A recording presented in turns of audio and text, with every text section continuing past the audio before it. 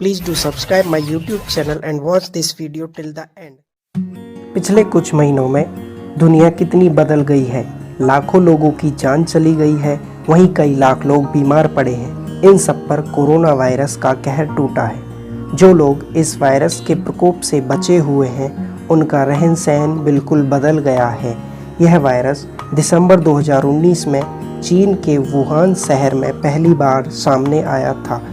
उसके बाद यह पूरी दुनिया में फैल गया। शुरुआत वुहान से हुई, जिसके बाद पूरे शहर को लॉकडाउन कर दिया गया। इटली में इतनी बड़ी संख्या में इस वायरस से लोग मरे कि वहां दूसरे विश्व युद्ध के बाद पहली बार लोगों के आने जाने पर पूर्णतः पाबंदी लगाई गई। ब्रिटेन की राजधानी लंदन में पब, थिएटर, बार सब बंद हैं। लोग अपने घरों में बंद हैं। सारे यातायात के साधन रोक दिए गए हैं। यहाँ तक कि हवाई जहाज और रेलगाड़ियों पर भी रोक लगा दी गई है और करोड़ों लोग सोशल डिस्टेंसिंग के लिए मजबूर हो गए हैं। ये सभी कदम इसलिए उठाए गए ताकि कोरोना वायरस के संक्रमण को फैलने से रोका जा सके और इससे लगातार बढ़ रहे मौतों के आंकड़े पर रोक लगाई जा सके। इस बीमारी के चलते प्रकृति में भी बड़े बदलाव देखने को मिले हैं।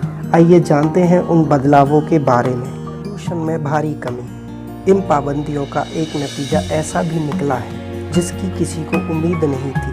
अगर आप दिल्ली के पड़ोसी शहर नोएडा के लिए निकलें तो सब बदला बदला दिखता है। अब यहाँ नींद अलार्म से नहीं बल्कि पक्षियों की चहचहाहट से खुलती है, जिनकी आवाज़ हम भूल चुके थे। अगर अब हम आसमान की तरफ देखते हैं तो हमें आसमान एकदम साफ नीला दिखाई देता है। इतना नीला आसमान दिल्ली में शायद पहली बार देखा गया होगा। आसमान में उड़ रहे सफ़ेद बादल बेहद खूबसूरत दिखाई देते हैं। जहां प्रदूषण के कारण तारों को देखना थोड़ा दुर्लभ हो गया था, वहीं आसमान में टिमटिमा रहे हैं। सड़कें वीरान तो हैं, लेकिन बिल्कुल साफ सुथरी।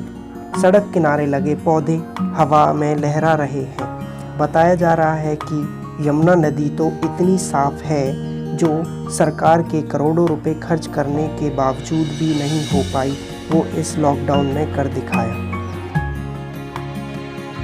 अब आपको बता देते हैं कि कोरोना वायरस प्रकृति के लिए वरदान बनकर कैसे आया। ऐसे ही कुछ दृश्य दुनिया के बहुत देशों से सामने आ रहे हैं। इसमें कोई दो राहें नहीं है कि कोरोना दुनिया के लिए काल बनकर आया है। इन सब के बीच यह बात बिल्कुल सच है कि यह लॉकडाउन प्रकृति के लिए वरदान बनकर आया है। वातावरण एकदम साफ हो गया है। वैसे यह सब कुछ वायरस के संक्रमण को रोकने के लिए किया गया था। लॉकडाउन के चलते सभी बसें और कारखाने बंद हैं, जिससे प्रदूषण में भारी कमी आई है और प्रकृति को इससे काफ़ी फायदा हुआ है। अंतर्राष्ट्रीय स्तर पर अर्थव्यवस्था को भी भारी नुकसान हुआ है। लाखों लोगों की नौकरियां चली गई हैं। शेयर बाजार जमीन पर आ गिरा है। लेकिन इन सब के बीच अच्छी बात यह है कि कार्बन उत्सर्जन रुक गया है। अमेरिका के न्यूयॉर्क शहर की बात करें तो पिछले साल की तुलना में इस साल वहां प्रदूषण 50% तक कम हो गया है। इसी तरह चीन के कार्बन उत्सर्जन में 25% की कमी आई है। चीन के 6 बड़े पावर हाउसेज में 2019 के अंतिम महीनों से ही कोयले के इस्तेमाल में 40% तक की कमी आई है। पिछले साल इन्हीं दिनों की तुलना में चीन के 337 शहरों की हवा की गुणवत्ता में 11.4% का सुधार आया है। वहीं यूरोप की सैटेलाइट तस्वीरों की माने तो उत्तरी इटली से नाइट्रोजन डाइऑक्साइड का उत्सर्जन भी कम हो रहा है। लॉकडाउन के बाद कुछ लोगों का मानना है कि इस महामारी को पर्यावरण में बदलाव के तौर पर नहीं देखना चाहिए। अभी सब कुछ बंद है तो कार्बन उत्सर्जन रुक गया है, लेकिन जब लॉकडाउन खुलेगा तो क्या यह कार्बन उत्सर्जन फिर से नहीं बढ़ेगा? पर्यावरण में जो बदलाव आज हम देख रहे हैं, क्या वो हमेशा के लिए स्थिर हो जाएंगे? दुनिया के कुल कार्बन उत्सर्जन का 23% परिवहन से निकलता है। इनमें भी निजी गाड़ियों और हवाई जहाज की वजह से दुनिया में 72% कार्बन उत्सर्जन होता है।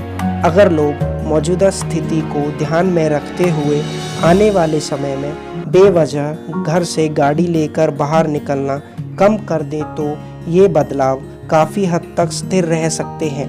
आप लोग लॉकडाउन में कैद रहकर परेशान हो गए होंगे। आप लॉकडाउन के हटने पर बाहर घूमने की प्लानिंग कर रहे होंगे। अगर ऐसा होता है तो बहुत जल्द दुनिया की हवा पहले की तरह ही दूषित हो जाएगी।